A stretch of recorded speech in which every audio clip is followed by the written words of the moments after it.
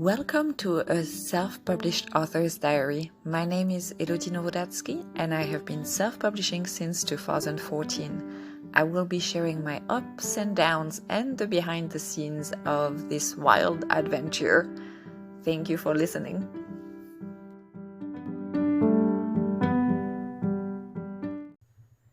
And hello.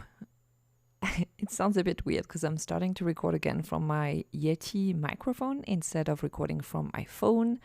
Let me know if the sound is better. Don't hesitate to leave a comment or send me an email at author.elodienovodatsky@gmail.com. Today will be about my Bookbub Featured Deal Results and my ups and downs of self-publishing writing in the past month. I will be sharing some data. As always, remember that I have a newsletter that you can sign up to. The link is in this podcast description. So, dear diary, oh, what a month it's been.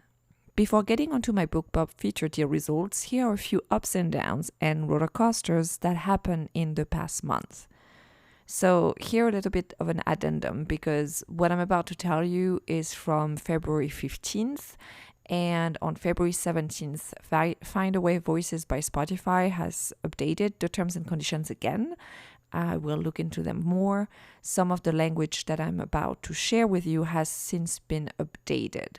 So that's important because if you're looking at Find a Way Voices by Spotify for your audiobooks, just make sure you look at the updated terms and make your decision based on those updated terms and conditions. But on February 16th, this is what I said. Yesterday, February 15th, 2024, Find a Way Voices by Spotify sent an email with updated terms for audiobooks distribution that were deeply concerning. Broad use of possible derivative works, no limits on time, and more. There were a bunch of activities in authors groups, including Wide for the Win, which I highly recommend if you are wide, meaning your ebooks are available outside of KDP Select. In addition to, you can be on Kindle, but KDP Select is Kindle Unlimited. So if you're not in Kindle Unlimited, then that group has been very helpful. It's even helpful too if you want your paperbacks, for example, to go into libraries and you have questions about that. So yes, highly recommend that group. And I'm sure Find a Way Voices received thousands of emails. I was one of them. Since then, they have sent an update that they hear you and are actively working to make clarifying updates to alleviate your concerns, and one more update with, as I said, updated terms and conditions again. So the terms that they were using back on February 15th were, accordingly, you hereby grant Spotify a non-exclusive, transferable, sub-licensable, royalty-free, fully paid, irrevocable, worldwide license to reproduce, make available, perform, and display, translate, modify, create derivative works from such as transcripts of user content, distribute and otherwise use any such user content through any medium, whether alone, blah, blah, blah. Basically looking at this with what does that grant them and not what are they likely to do with it. Because one, it would appear the derivative content can still be used by them even though you remove your books from sale at the time.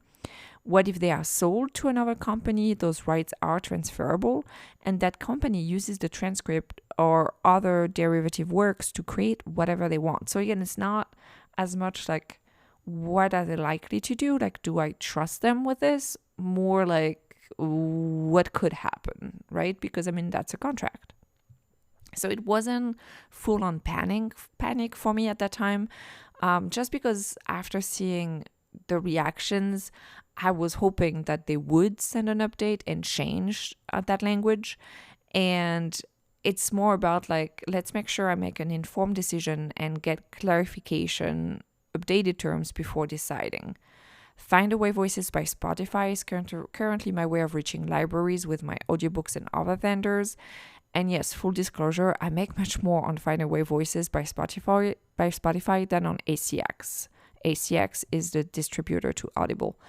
You can also distribute to Audible with Findaway Voices, but ACX is the direct way to do it. It's an Amazon distributor.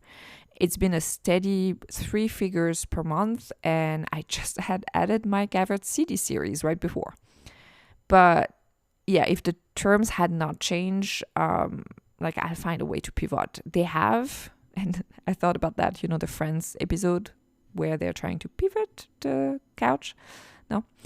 Now that they've updated the terms, I'm thinking about staying. I'm still not 100% decided. I want to go through them again and see what people who have legal experience and are lawyers say about those terms, and kind of, because also lawyers will have different opinions about the terms, so I'm trying to gauge what those are.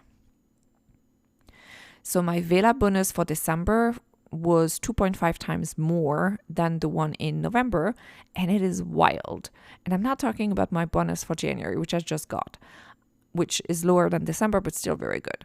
I wasn't sure what to expect since I had read that in December. So the bonus for December was announced end of January. It's always announced about a month after, around the 20th of the month, after the month has closed. And I really wasn't sure what to expect for December, because I had read that many were disappointed by the announcement this time around, with a few saying that was the best they had. And I was grocery shopping at the time, and I no longer have access to KDP dashboard on my phone because, well, let's just say it's helpful to stop checking it every hour or so. Yes, I do that. So I had to wait until I got home. In my mind, it was kind of like, okay, if it's way down, then it is what it is. I'll focus more on the bilingual books again to regain that income, and will continue to build my catalog for the pen name and my Elodie Novodatskis books. But then I got home, put the groceries away, and wow. It's still a 4-figure bonus, but closer to a mid 4-figure bonus. I'll share more details in an upcoming post. And again, no idea what it's going to be. Well, now I know. Now I don't know what's going to be for February, but I know what it is for January. Talking about Kindle Vella, Amazon has announced that Kindle Vella stories are now free to all Prime student members. It might muddy the waters a bit in terms of bonus, since while the reads will not generate royalties, even the locked ones, they will be factored into the bonus as per Amazon's announcements. How? Well, your guess is as good as mine. This is the announcement. Part of the announcement. Prime student member reading activity will be taken into consideration for the monthly Kindle Vella bonus. So I started writing a very long paragraph that turned into a short story about that particular tidbit. So watch for another post and another podcast episode about Vella very soon. Another up, well, an up, because the rest was just information, not really. Well, the bonus was an up. But another up is that I received emails from readers who loved my books, and I wrote some of my favorite lines in one of my pen name books.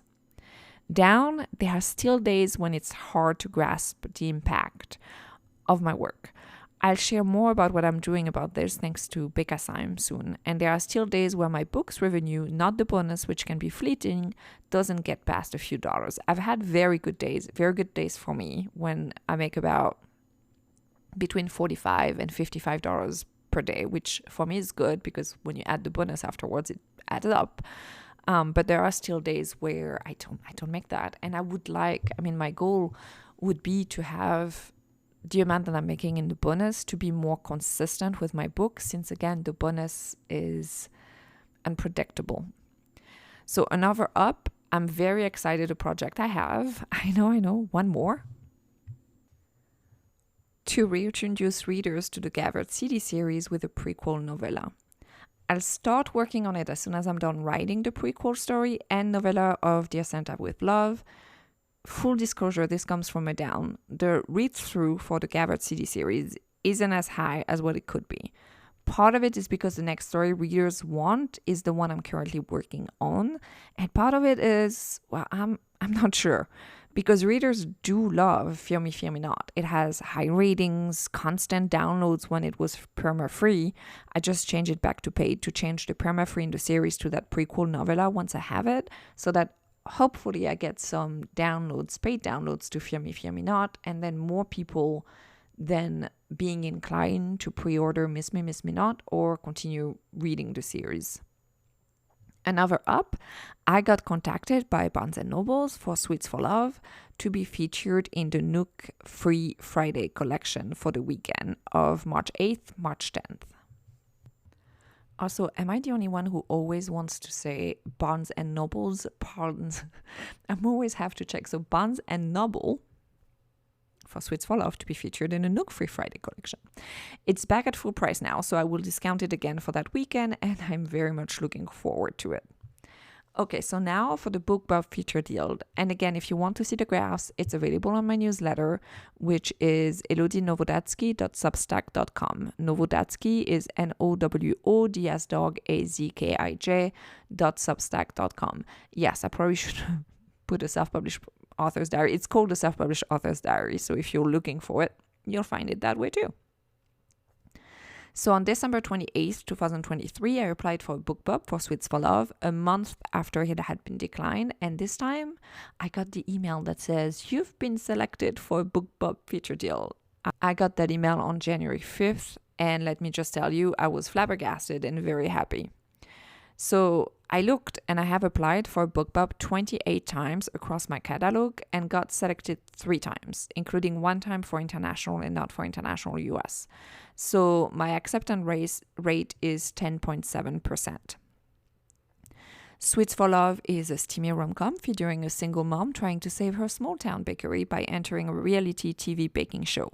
And to her surprise, the head of security is her almost one-night stand, aka Alessandro Torre, aka infuriating former bodyguard turned growly and grumpy book boyfriend in the making. I'm just saying, if you love those tropes and haven't picked it up yet, it's available on all e-retailers currently for $4.99. It's one of my most popular books, which also did very well on TikTok.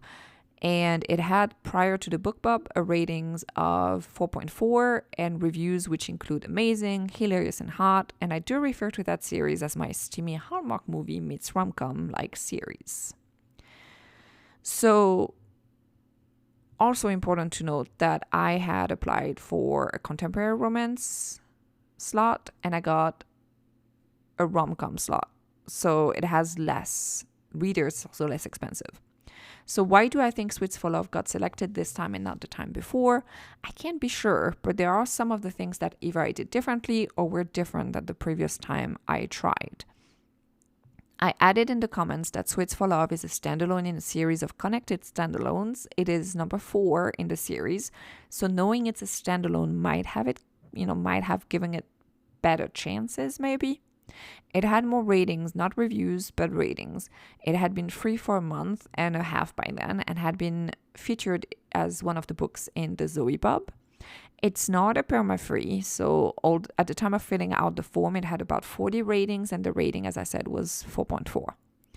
It's not really a holiday rom-com. It does have a Christmas in July vibe, meaning that maybe in December one of my steamy holiday rom-coms may have fared better. I'm not sure. And did you see that recent Bookbub article about what they like to see in the comments? It's called 6 Types of Submission Comments Bookbub Editors Love to See by Lauren Aldrich. And it was published on February 8th, 2024. The link is, again, in my Substack article, which I call my newsletter. Stacking promotions. So once I got selected for the Bookbub, I decided to stack over promotions before and after to try to get even more downloads. This was the schedule and the price for each promo. January 24th, Free Booksy, Contemporary Romance. January 25th is the Bookbub in Rom-Com. January 26th, Fussy Librarian Romance. I also let Draft to Digital know via their promo form about the Bookbub. I spent a total of $465 on promotion. Free Booksy was $120, Bookbub was $266, Fussy Librarian was $79. What were my goals? So my goals were to expand my readership, have more people fall in love with Aisling and Alessandro, they make them laugh and swoon and maybe couldn't put them down, and maybe become that book that they reach out to when they need it. I know that's hard to quantify, but maybe because the ratings went up so quickly, like I've grown so quickly, maybe it's a sign that it did work. Another goal was to get more pre-orders for the next book, Dear Santa with Love, get more Ream followers, even one member, and new newsletter subscribers. And yes, also I was hoping, and I'm still hoping, to recoup my investment within a month of the promos. Well, within a month hasn't really worked, but actually within a month it would be tomorrow. So I'll do another wrap up with that. I thought that they might purchase Dear Santa with Love, but I believe the Bookbub also added sales to the rest of the series very quickly. So Dear Santa with Love is priced at $2.99, which on Amazon means an estimated royalty of $1.59 for now, because they're looking at the delivery, what you pay as a delivery fee, and they did the highest at the moment, and I don't think that's going to be the highest. But right now I'm still looking at $1.59. On Barnes & Noble, it's $2.09. On Kobo, it's $2.09. And on Apple, it's $1.78. So on Amazon, I added 18 more pre-orders of Dear Santa with Love since the free Bookzy, so since January 24th. And I added 2 more pre-orders on Kobo, 2 more pre-orders on Apple, and 2 more pre-orders on Barnes & Noble for a total revenue from pre-orders of $40.54. Overall, when looking at the Swanscove series between different timing, I definitely made more money in terms of royalties. Like I went from royalty of $76.55 to $302.23. So that definitely went up. And my rating on Amazon, so at the time of when I wrote that post, it went from 44 to 139. I'm above 150 now. And again, dozens of new newsletter subscribers. I just got the data for Kobo Plus, but it hasn't really populated yet. So I'm still also missing the data from Kobo Plus. So it's really hard to tell whether or not I made the investment back. And I'm not going to have the data of February for Kobo Plus until March. So that's something that I need to keep in mind when I do the final analysis of the Bookbub. I can tell you that knowing that so many readers loved my book was a boost for the moral, and that so many went on to pre-order the next one or binge read the rest of the series or join my newsletter was also pretty amazing.